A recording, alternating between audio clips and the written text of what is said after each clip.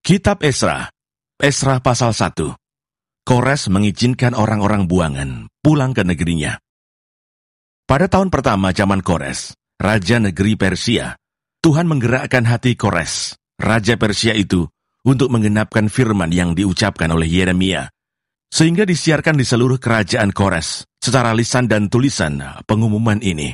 Beginilah perintah Kores, raja Persia, segala kerajaan di bumi telah dikaruniakan kepadaku oleh Tuhan Allah semesta langit. Ia menugaskan aku untuk mendirikan rumah baginya di Yerusalem yang terletak di Yehuda. Siapa di antara kamu termasuk umatnya, Allahnya menyertainya. Biarlah ia berangkat pulang ke Yerusalem yang terletak di Yehuda dan mendirikan rumah Tuhan, Allah Israel, yakni Allah yang diam di Yerusalem. Dan setiap orang yang tertinggal, dimanapun ia ada sebagai pendatang, harus disokong oleh penduduk setempat dengan perak dan emas, harta benda dan ternak, di samping persembahan sukarela bagi rumah Allah yang ada di Yerusalem. Maka berkemaslah kepala-kepala kaum keluarga orang Yehuda dan orang Benyamin, serta para imam dan orang-orang Lewi, yakni setiap orang yang hatinya digerakkan Allah untuk berangkat pulang dan mendirikan rumah Tuhan yang ada di Yerusalem.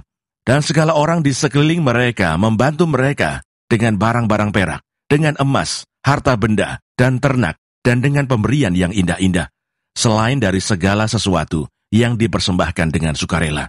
Pula Raja Kores menyuruh mengeluarkan perlengkapan rumah Tuhan yang telah diangkut Nebukadnezar dari Yerusalem dan yang ditaruhnya di dalam kuil Allahnya. Kores Raja Persia itu menyuruh mengeluarkan semuanya itu di bawah pengawasan Mitredat, bendahara raja, yang menghitung seluruhnya bagi Sesbasar, pembesar di Yehuda. Inilah daftarnya: 30 bokor emas, 1000 bokor perak, 29 pisau, 30 piala emas, pula 410 piala perak, 1000 buah barang-barang lain. Barang-barang emas dan perak itu seluruhnya berjumlah 5.400. Semuanya itu dibawa oleh Sesbasar sewaktu orang-orang buangan itu dibawa pulang dari negeri Babel ke Yerusalem. Esra pasal 2. Daftar orang-orang yang kembali dari pembuangan. Inilah orang-orang provinsi Yehuda yang berangkat pulang dari pembuangan, yakni para tawanan yang dahulu diangkut ke Babel oleh Nebukadnezar, Raja Babel, dan yang kembali ke Yerusalem dan ke Yehuda, masing-masing ke kotanya. Mereka datang bersama-sama Serubabel, Yesua, Nehemia, Seraya, Rehelaya, Mordekai, Bilsan, Mispar, Bigwai, Rehum, dan Baana. Inilah daftar orang-orang bangsa Israel. Bani Paros, 2.172 orang. Bani Sefaja, 372 orang. Bani Arah, 775 orang. Bani Pahat Moab, yakni anak-anak Yesua dan Yoab, 2.812 orang. Bani Elam, 1.254 orang. Bani Zatu, 945 orang. Bani Sakai, 760 orang. Bani, 642 orang.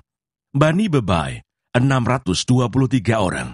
Bani Asgad, 1.222 orang. Bani Adonikam, 666 orang. Bani Bigwai, 2.056 orang. Bani Adin, 454 orang. Bani Ater, yakni Bani Hizkia, 98 orang. Bani Besai, 323 orang. Bani Yora, 112 orang. Bani Hasum, 223 orang. Bani Gibar, 95 orang. Dari Bethlehem, 123 orang. Orang-orang Netofa, 56 orang. Orang-orang Anatot, 128 orang. Dari Asmawet, 42 orang.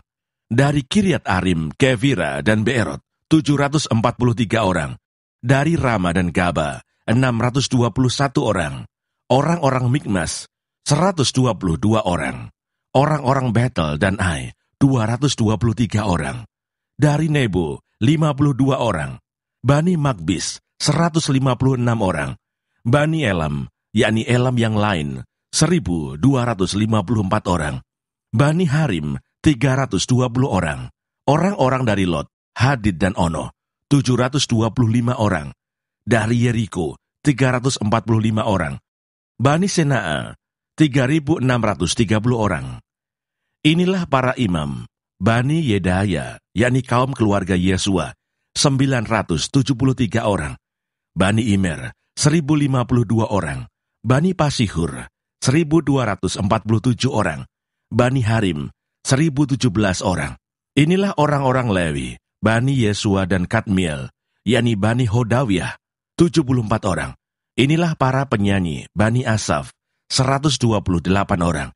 Inilah kaum penunggu pintu gerbang, Bani Salum, Bani Ater, Bani Talmon, Bani Akub, Bani Hatita, Bani Sobai, semuanya 139 orang.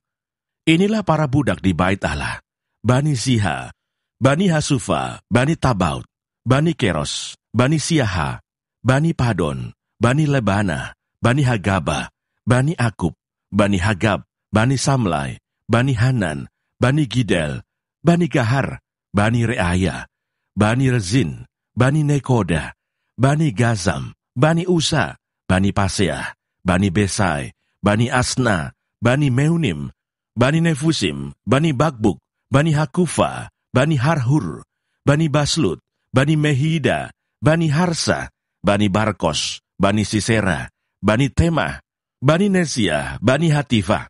Inilah keturunan para hamba Salomo, Bani Sotai, Bani Soferet, Bani Perudah, Bani Ya'ala, Bani Darkon, Bani Gidel, Bani Sefaca, Bani Hatil, Bani Pokeret, Hasebaim, Bani Ami.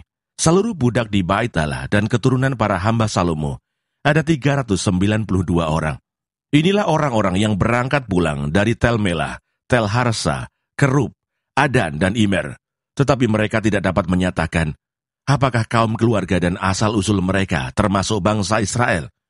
Bani Delaya, Bani Tobia, Bani Nekoda, 652 orang. Dan dari antara kaum imam, Bani Habaya, Bani Hakos, Bani Barsilai. Barsilai itu memberi istri seorang anak perempuan Barsilai, orang Gilead itu, dan sejak itu ia dinamai menurut nama keluarga itu. Mereka itu menyelidiki apakah nama mereka tercatat dalam silsilah.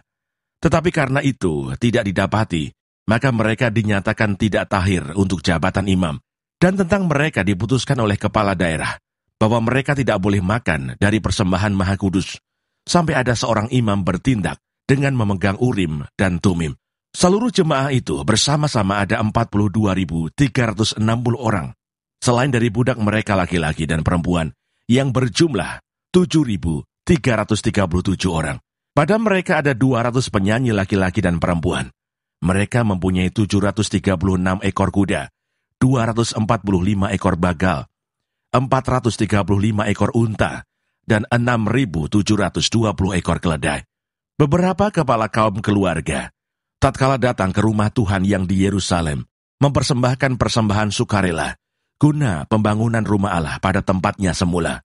Mereka memberi sumbangan sekadar kemampuan mereka untuk perbendaharaan, guna pekerjaan itu, sebanyak 61.000 dirham emas, 5.000 mina perak, dan 100 helai kemeja imam. Adapun para imam dan orang-orang Lewi, dan juga sebagian dari rakyat, serta para penyanyi, para penunggu pintu gerbang, dan para budak di Bait Allah, menetap di kota-kota mereka. Demikian juga semua orang Israel yang lain, masing-masing di kota-kotanya sendiri. Esra pasal 3. Pembangunan Mezbah. Ketika tiba bulan yang ke-7, setelah orang Israel menetap di kota-kotanya, maka serentak berkumpullah seluruh rakyat di Yerusalem.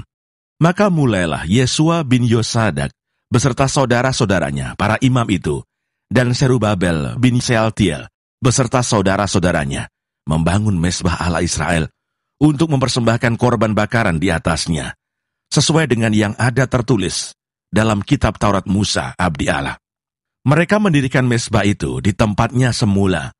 Sungguh pun mereka ketakutan terhadap penduduk negeri, lalu mereka mempersembahkan di atasnya korban bakaran kepada Tuhan, korban bakaran waktu pagi dan waktu petang.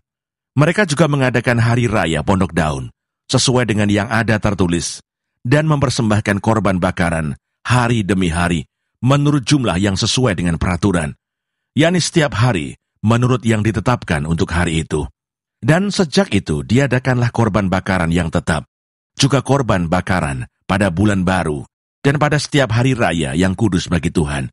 Dan setiap kali orang mempersembahkan persembahan sukarela kepada Tuhan. Sejak hari pertama bulan yang ketujuh, mereka mulai mempersembahkan korban bakaran kepada Tuhan. Namun dasar bait suci Tuhan belum juga diletakkan.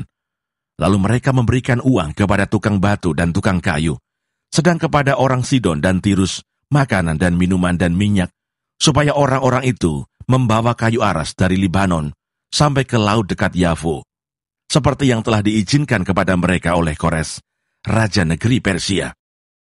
Perletakan dasar bait suci.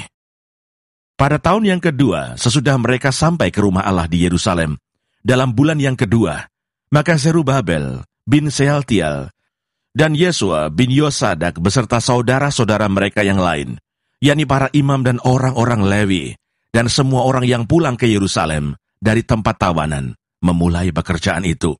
Mereka menugaskan orang-orang Lewi yang berumur 20 tahun ke atas untuk mengawasi pekerjaan membangun rumah Tuhan.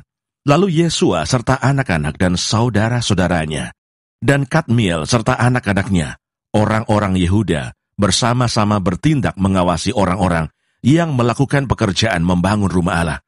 Demikian juga Bani Henadad, anak-anak dan saudara-saudara mereka, orang-orang Lewi itu. Pada waktu dasar bait suci Tuhan diletakkan oleh tukang-tukang bangunan, maka tampillah para imam dengan memakai pakaian jabatan dan membawa nafiri, dan orang-orang Lewi, Bani Asaf, dengan membawa ceracap untuk memuji-muji Tuhan, menurut petunjuk Daud, Raja Israel. Secara berbalas-balasan, mereka menyanyikan bagi Tuhan nyanyian pujian dan syukur, sebab Ia baik, bahwasanya untuk selama-lamanya kasih setianya kepada Israel. Dan seluruh umat bersorak-sorai dengan nyaring sambil memuji-muji Tuhan, oleh karena dasar rumah Tuhan telah diletakkan. Tetapi banyak di antara para imam, orang-orang Lewi, dan kepala-kepala kaum keluarga, orang tua-tua yang pernah melihat rumah yang dahulu, menangis dengan suara nyaring ketika perletakan dasar rumah ini dilakukan di depan mata mereka, sedang banyak orang bersorak-sorai dengan suara nyaring karena kegirangan. Orang tidak dapat lagi membedakan mana bunyi sorak-sorai kegirangan dan mana bunyi tangis rakyat, karena rakyat bersorak-sorai dengan suara yang nyaring, sehingga bunyinya kedengaran sampai jauh. Esra pasal 4. Pembangunan Yerusalem terhambat oleh perlawanan. Ketika lawan orang Yehuda dan Benyamin mendengar bahwa orang-orang yang pulang dari pembuangan itu sedang membangun bait suci bagi Tuhan Allah Israel, maka mereka mendekati Zerubabel serta para kepala kaum keluarga dan berkata kepada mereka, "Biarlah kami turut membangun bersama-sama dengan kamu, karena kami pun berbakti kepada Allahmu, sama seperti kamu. Lagi pula kami selalu mempersembahkan korban kepadanya, sejak zaman Esarhadon, Raja Asyur, yang memindahkan kami kemari."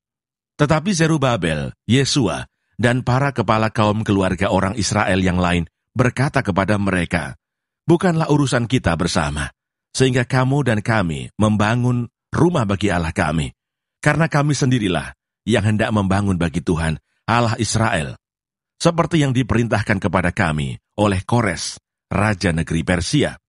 Maka penduduk negeri itu melemahkan semangat orang-orang Yehuda dan membuat mereka takut membangun.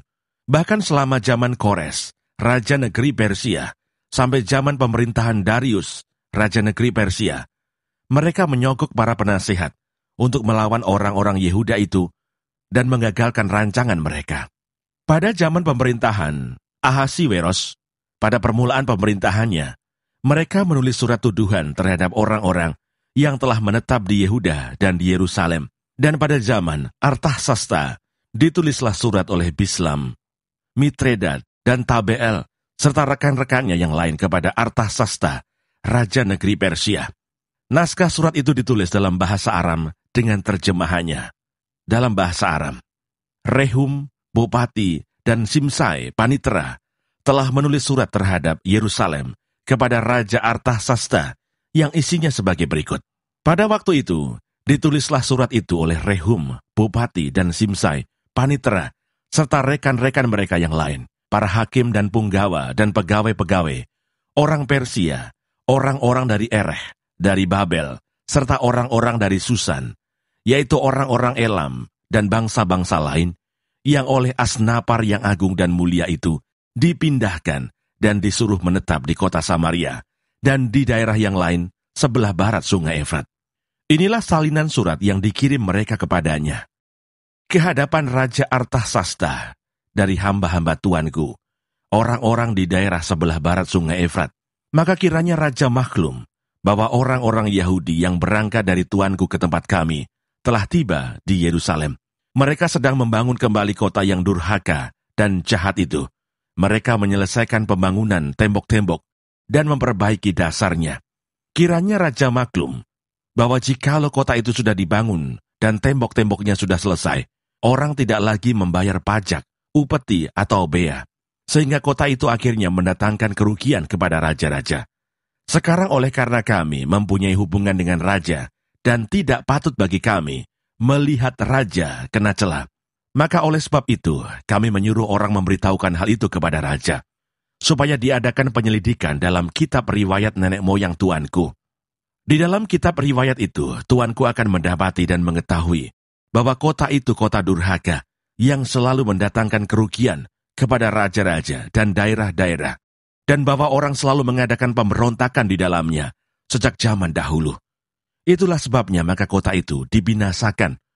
Kami ini memberitahukan kepada raja bahwa jikalau kota itu sudah dibangun kembali dan tembok-temboknya sudah selesai, maka bagi tuanku kelak tidak ada lagi milik di daerah sebelah barat sungai Efrat.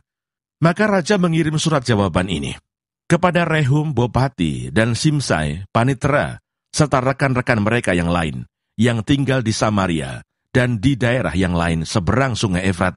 Salam. Maka sekarang surat yang kamu kirim kepada kami telah dibacakan kepadaku dengan jelas. Lalu atas perintahku telah diadakan penyelidikan dan didapati bahwa kota itu sejak zaman dahulu selalu bangkit melawan raja-raja dan bahwa penduduknya selalu mendurhaka dan memberontak. Lagi pula dahulu ada raja-raja yang berkuasa atas Yerusalem, yang memerintah seluruh daerah seberang sungai Efrat, dan kepada mereka dibayarlah pajak, upeti, dan bea. Oleh sebab itu, keluarkanlah perintah untuk menghentikan orang-orang itu, supaya kota itu jangan dibangun kembali sebelum aku mengeluarkan perintah. Dan ingatlah baik-baik, supaya jangan kamu berbuat suatu kelalaian dalam perkara ini. Apakah gunanya kerusakan yang menjadi kerugian raja-raja itu bertambah besar? Maka setelah salinan surat Raja Artasasta dibacakan kepada Rehum dan Simsai, Panitera, serta rekan-rekan mereka, berangkatlah mereka dengan segera ke Yerusalem mendapatkan orang-orang Yahudi, dan dengan kekerasan mereka memaksa orang-orang itu menghentikan pekerjaan itu. Pada waktu itu terhentilah pekerjaan membangun rumah Allah yang di Yerusalem, dan tetap terhenti sampai tahun yang kedua, zaman pemerintahan Darius, Raja Negeri Persia.